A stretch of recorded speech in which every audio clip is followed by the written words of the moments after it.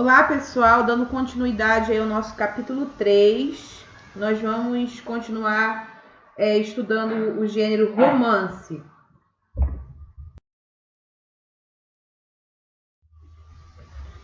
Eu havia solicitado a vocês que assistissem 3 episódios de um canal que deixa dividido o filme O Menino do Pijama Listrado. E agora nós vamos ler o fragmento do texto que está no nosso livro. Nós estamos na página 89, então vamos ver o que nós vamos ler agora. A seguir você vai ler parte do primeiro capítulo do romance O Menino do Pijama Listrado. A obra foi lançada em 2006, mas a narrativa se passa nos anos de 1940, durante a Segunda Guerra Mundial. Lembrando, gente, que quando a gente fala de romance, nós não estamos falando de histórias românticas, nós estamos falando de textos que são extensos. Lembrem-se disso. Nós falamos isso no início do capítulo. Nós vamos ver que essa história do menino do pijama listrado não tem nada a ver com um romance. E sim se trata de um texto muito extenso, um texto enorme, tá?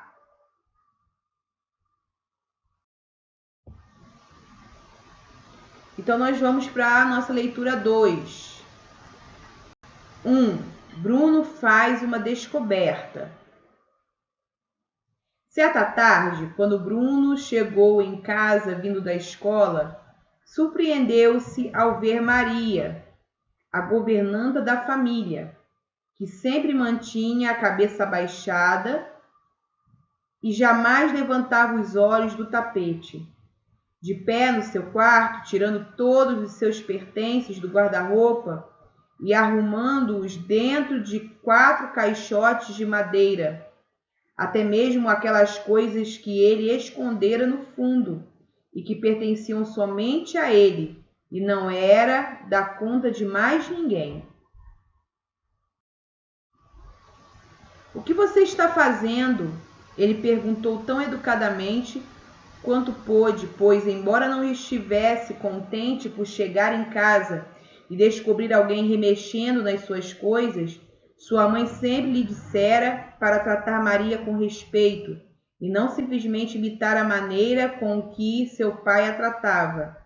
"Tire as mãos das minhas coisas." Maria sacudiu a cabeça e apontou para a escada atrás dele, onde a mãe de Bruno acabara de aparecer.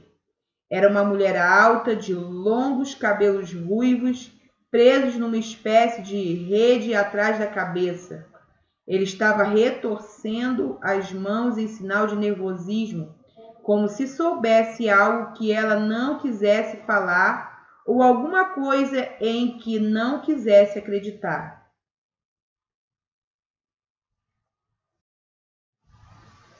"Mãe", disse Bruno, marchando em direção a ela. "O que está acontecendo? Por que a Maria está mexendo nas minhas coisas?" "Ela está fazendo suas malas", a mãe explicou. "Fazendo minhas malas?" ele perguntou, repassando rapidamente os eventos dos últimos dias para avaliar se fora um mau menino ou se dissera em voz alta as palavras que ele sabia não poder dizer e por isso estava sendo mandado embora. Mas não conseguiu pensar em nada que justificasse tal pensamento. Na verdade, durante os últimos dias ele se comportara de maneira perfeitamente decente com todos e não conseguia se lembrar de ter criado nenhuma confusão. "Por quê?" ele perguntou então. "O que eu fiz?" A mãe havia entrado em seu próprio quarto a essa altura, mas Lars, o mordomo, estava lá, fazendo as malas dela também. Ela suspirou e jogou as mãos para o ar em sinal de frustração antes de marchar de volta à escada, seguida por Bruno, que não ia deixar o assunto morrer sem uma explicação satisfatória. "Mãe", insistiu. Ele insistiu. "O que está havendo? Estamos de mudança?" Venha comigo até o andar de baixo, disse ela, levando-o até a ampla sala de jantar, onde o Fúria estivera para comer com eles na semana anterior.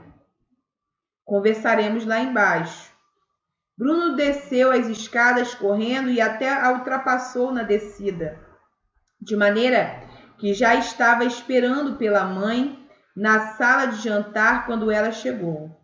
Ele observou-a sem dizer nada por um momento e pensou consigo que ela não devia ter aplicado corretamente a maquiagem naquela manhã, pois as órbitas dos olhos estavam mais avermelhadas do que de costume, como os seus próprios olhos ficavam quando ele criava confusão e se metia em encrenca e acabava chorando. Veja, Bruno, não há motivo para se preocupar, disse a mãe, sentando-se na cadeira na qual se sentara a bela mulher loira que viera jantar acompanhando Fúria e que acenara para ele quando o pai fechou a porta. Na verdade, acho que será uma grande aventura. Que aventura? Ele perguntou. Estão me mandando embora? Não, não é apenas você, ela disse, parecendo que ia abrir um sorriso momentâneo, mas mudando de ideia. Talvez nós vamos embora, seu pai e eu, Gretel e você, todos os 4. Bruno pensou a respeito e franziu o senho. Não o incomodava em especial se Gretel fosse mandada embora, porque ela era um caso perdido e só o metia em encrencas, mas parecia um pouco injusto que todos tivessem que acompanhá-la. Mas para onde? Ele perguntou. Aonde vamos exatamente? Por que não podemos ficar aqui? É o trabalho do seu pai, explicou a mãe. Sabe como isto é importante, não sabe? Sim, é claro, disse Bruno, acenando com a cabeça, pois sempre havia na casa muitos visitantes, homens em uniformes fantásticos, mulheres com máquinas de escrever, das quais ele deveria manter longe as mãos sujas. E eram todos sempre muito educados com o pai e diziam que ele era um homem para ser observado e que o Fúria tinha grandes planos para ele.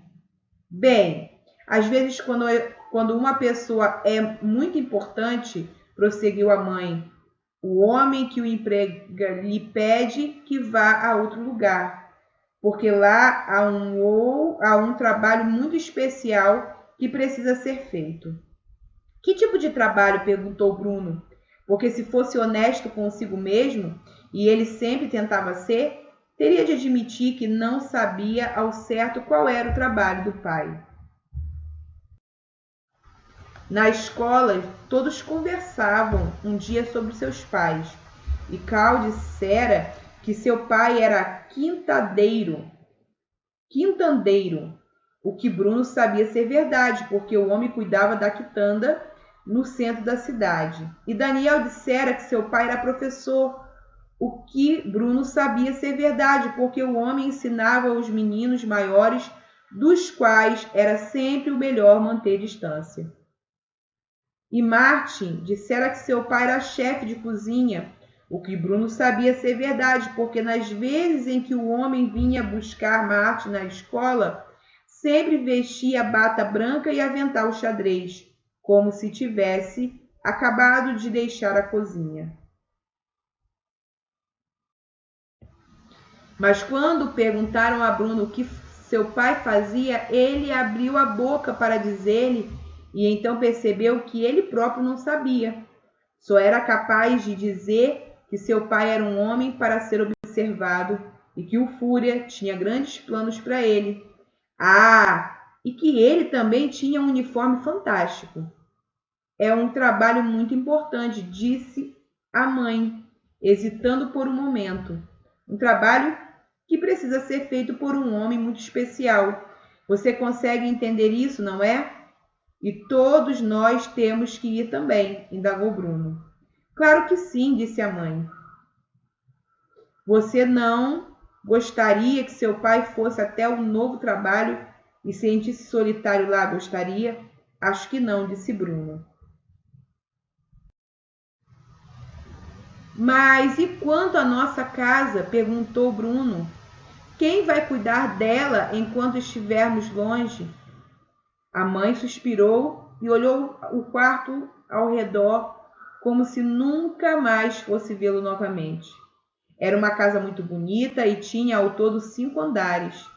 Se incluirmos o porão, onde o cozinheiro preparava toda a comida, e Maria e Lars sentavam-se à mesa discutindo um com o outro e chamando-se de nomes que não se deviam empregar, e se considerássemos o pequeno quarto no topo da casa, que tinha janelas oblíquas através das quais Bruno conseguia ver até o outro lado de Berlim, se ficasse na ponta dos pés e segurasse firme no parapeito. Teremos que fechar a casa por enquanto, disse a mãe, mas voltaremos algum dia. Mas e quanto ao cozinheiro? Perguntou Bruno. E Lars e Maria? Eles não vão ficar morando aqui na casa? Eles vêm conosco, explicou a mãe. Mas agora basta de perguntas. Talvez seja melhor você subir e ajudar a Maria a fazer as malas. E ele foi vagarosamente até as escadas, segurando o corrimão com uma das mãos e perguntou se a casa nova, onde seria um novo trabalho, tinha um corrimão tão bom de escorregar quanto aquela. Pois o corrimão daquela casa vinha desde o andar mais alto, começava do lado de fora do pequeno quarto, onde, se ele ficasse na ponta dos pés e segurasse firme no parapeito da janela, era possível ver até o outro lado de Berlim, até o piso térreo, bem diante das 2 enormes portas de carvalho. E o que Bruno mais gostava de fazer era subir a bordo do corrimão, no andar de cima, e escorregar pela casa toda, fazendo barulho de vento ao longo do caminho. O corrimão era a melhor coisa da casa, além do fato de vovô e vovó morarem tão perto. E quando pensou nisso, ele se perguntou se eles também viriam até o emprego novo e acreditou que sim, pois seria impossível deixá-los para trás. Ninguém precisava muito de Gretel, porque ela era um caso perdido. Seria bem mais fácil se ela ficasse para tomar conta da casa. Mas vovó e vovô, aí já era outra história. Bruno subiu devagar as escadas até seu quarto. Porém, antes de entrar, olhou para trás e para baixo, na direção do piso térreo, e viu a mãe entrando no escritório do pai, que dava de frente para a sala de jantar, e onde era proibido de entrar em todos os momentos, sem exceção. E escutou-a falando alto com ele, até que o pai falou mais alto do que a mãe era capaz, e isso terminou com a conversa entre eles.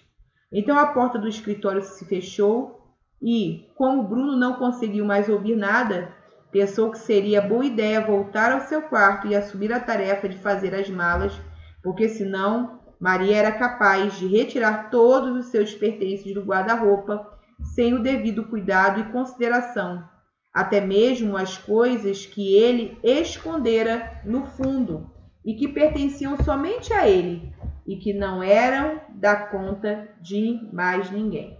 Então, gente, esse é um fragmento do livro O Menino do Pijama Listrado, livro esse que foi transformado em filme, certo? Então, baseado aí nesse texto, nós vamos até a página 93 e 94, e nós vamos fazer os exercícios do 1 até o 8, tá certo? Então, se necessário for, volte esse vídeo, assista mais uma vez os comentários e as leituras desse texto, tá certo?